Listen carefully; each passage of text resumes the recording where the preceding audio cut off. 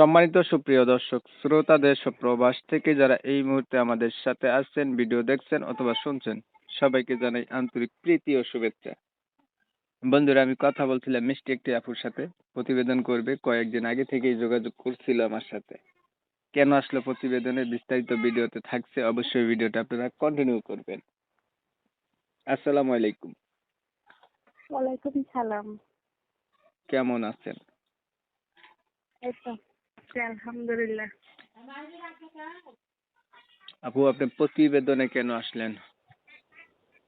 প্রতিবেদনে আসলাম কেন? একটা মনের মানুষের জন্য।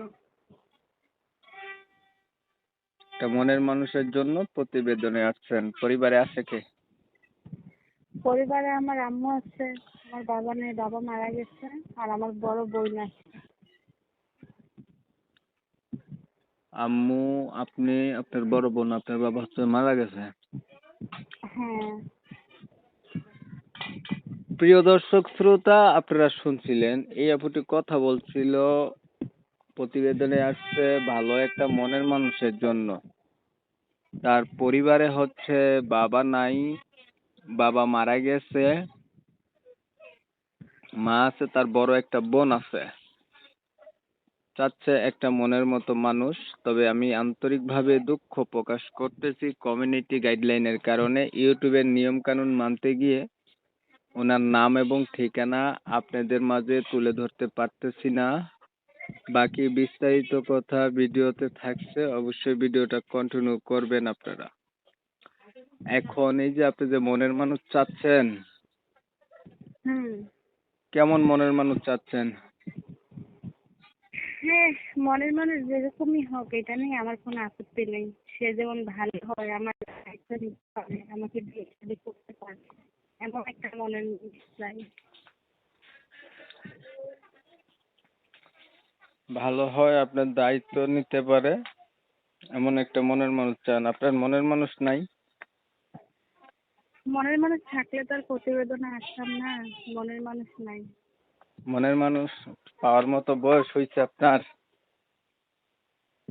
হ্যাঁ, অবশ্যই। আচ্ছা, আপনার বড় বোনের বিয়ে হয়েছে নি? হ্যাঁ, ওনার বিয়ে হয়েছে, ওনার একটা বাচ্চা আছে। আপনাদের সংসারটা চালায় কে? সংসারটা আম্মু চালায়, বাসা বাড়িতে কাজ করে। হুম। এই বাসা বাড়িতে কাজ করে কোনো রকম সংসার চলতেছে, অনেক কষ্ট। এই পর্যন্ত প্রতিবেদন কয়বার করছিলেন? এখন যে আগে একটা করছিলাম, আমার মোবাইলটা হারানো গেছে, এই কারণে কারোর সাথে যোগাযোগ রাখতে পারিনি, কথা বলতে পারিনি। সেই জন্য এখন আর একটা করলাম। পড়াশোনা কতটুকু জানেন? ওই যে বুঝেন তো, বাবা নাই তো, এই কারণে আম্মু কোনো রকম বাসা বাড়িতে কাম করে, সামান্য একটু পড়ালেখা আছে, কিছুক্ষণ জোট। নামাজ পড়তে পারেন? নামাজ পড়েন? কোরআন শরীফ পড়া জানেন? সেটা জানি না, আমি নামাজ কালাম করি। তা ধরেন একটা মনের মতো মানুষ পাইলেন, এখন তার বয়স একটু বেশি হলো, দেখতে কালো হলো, আগে বিয়ে করছে এমন হইলো, তখন কি করবেন? সমস্যা নাই, ওগুলা নিয়ে কোনো আপত্তি নেই। কেন, আপনার না বিয়ে হয় নাই? আপনি একটা ইনটেক ভার্জিন, তাইলে আপনি এক তো একটা ইনটেক মানুষকে বিয়ে করবেন, আপনি বিবাহিত মানুষকে কেন বিয়ে করবেন? না না না, সেটা বড় কথা না। বড় কথা হচ্ছে এটা, বিবাহিত মানুষ যদি একটা নারীকে সুখে রাখতে পারে, ভালো রাখতে পারে, তাইলে সেই পুরুষটাই ভালো। আর একটা অবিবাহিত মানুষ যদি একটা মেয়েকে বিয়ে করে ভালোই না রাখতে পারে, অত্যাচার করে, জ্বালা যন্ত্রণা দেয়, খানা খোরাক না চালাইতে পারে, তাইলে আবিহিত ছেলে চেয়ে বিহিত ছেলেরাই অনেক ভালো। মানে যে আপনাকে ভালো রাখতে পারবে, সুখে রাখতে পারবে, আপনার চোখে সেই ভালো। সে বয়স হোক, বেশি হোক, কম হোক, বিষয় না। হ্যাঁ হ্যাঁ, ওটাই তো। আচ্ছা, দেখতে দেখতে চলে আসছি ভিডিওর শেষ প্রান্তে। আর কিছু বলবেন আপনি? না, আর কিছু বলার নাই, এটাই বলার আছে খালি, যেমন আজেবাজে মানুষ এই নাম্বারে ফোন না দেয়, যে দায়িত্ব নিতে পারবে, বিবাহ করতে পারবে, সেই যেমন কল দেয়।